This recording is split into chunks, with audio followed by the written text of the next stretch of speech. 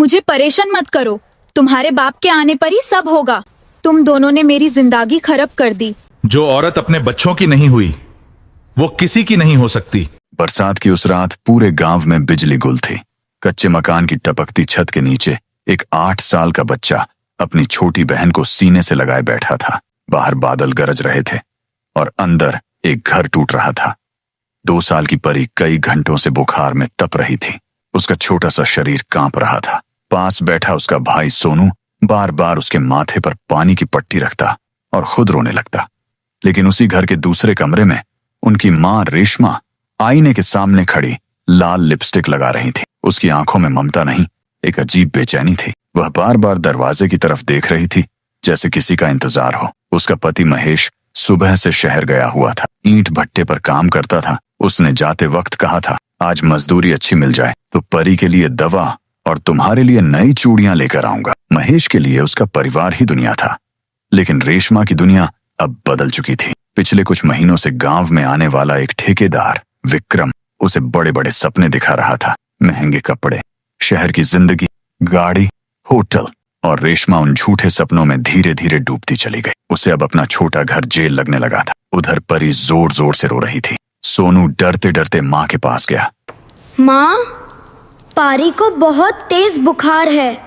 कुछ खिला दो ना। मुझे परेशान मत करो। तुम्हारे बाप के आने पर ही सब होगा। लेकिन माँ, चुप, 1 मिनट चैन न है इस घर में। वह वापस बहन के पास आकर बैठ गया। कुछ देर बाद रेशमा ने जल्दी जल्दी एक बैग तैयार किया। उसने अलमारी से वो पैसे भी निकाल लिए जो महेश ने बेटी के इलाज के लिए छुपा कर रखे थे। उसने नई साड़ी पहनी, बाल खुले छोड़े और बाहर निकलने लगी। सोनू खुश होकर दौड़ा। माँ, क्या आप परी को डॉक्टर के पास ले जा रही हो? रेशमा एक पल रुकी। उसने दोनों बच्चों को देखा, लेकिन उसके चेहरे पर कोई नरमी नहीं आई। उसने गुस्से से कहा, मैं हमेशा के लिए जा रही हूँ। तुम दोनों ने मेरी जिंदगी खराब कर दी। अब अपने बाप के साथ रहो।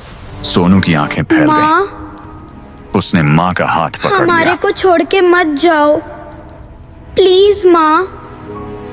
अगले ही पल रेशमा ने उसे जोर से धक्का दिया। सोनू जमीन पर गिर पड़ा। परी डरकर जोर जोर से रोने लगी, लेकिन रेशमा पलट कर भी नहीं देखी। वह बाहर खड़ी कार में बैठी और अंधेरे में गायब हो गई। उस रात पहली बार सोनू ने समझा, हर औरत मां नहीं होती।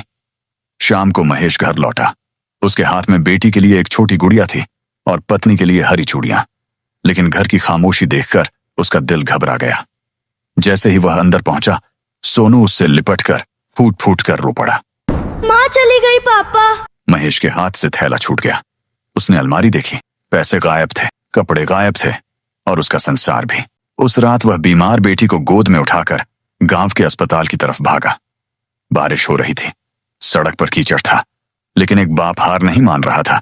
डॉक्टर ने कहा, बच्ची को अभी शहर के बड़े अस्पताल में ले जाना होगा। यहाँ जो चाहिए वो सुविधा नहीं है, जितना जल्दी हो सके।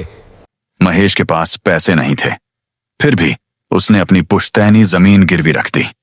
कई दिनों बाद परी की जान बच गई। उस दिन अस्पताल के बाहर बैठा महेश रो पड़ा था। भगवान, मुझसे जो चाहे ले लो, बस मेरे बच्चों को बचा लो। समय धीरे धीरे आगे बढ़ा। महेश अब माँ और बाप दोनों बन चुका था। सुबह बच्चों के लिए खाना बनाता, फिर मजदूरी पर जाता, रात को लौटकर होमवर्क करवाता। सोनू जल्दी बड़ा हो गया। वह छोटी बहन का ध्यान रखता, उसे स्कूल छोड़ता और हर रात पिता के थके पैरों को दबाता।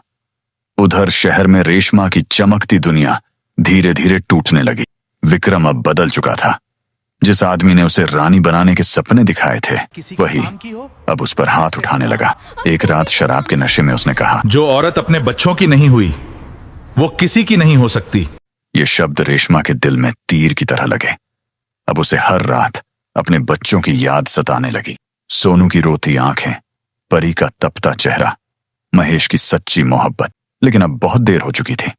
कुछ महीनों बाद उसे पता चला कि विक्रम पर भारी कर्ज था। उसने रेशमा के गहने बेच दिए थे और फिर एक दिन उसने उसे कुछ अजनबी लोगों के हवाले करने की कोशिश की।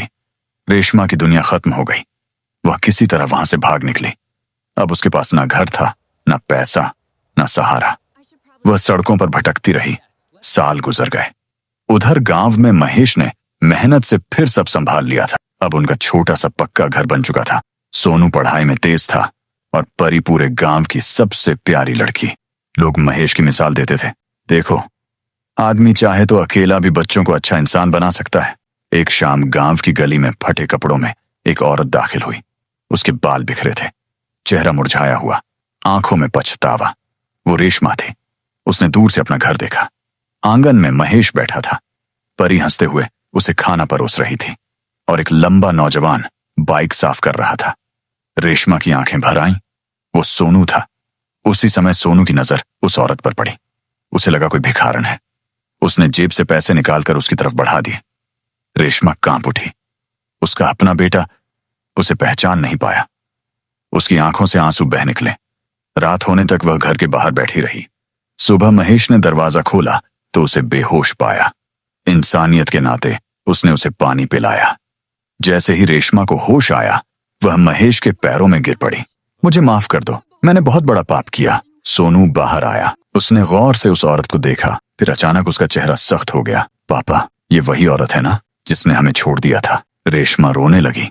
बेटा, मैं तुम्हारी माँ हूँ। सोनू की आंखों में नफरत भर गई। मेरी माँ उस रात मर गई थी, जिस रात उसने अपनी बेटी को बुखार में छोड़ दिया था और अपने बेटे को धक्का देकर चली गई थी। वो औरत मेरी माँ थी।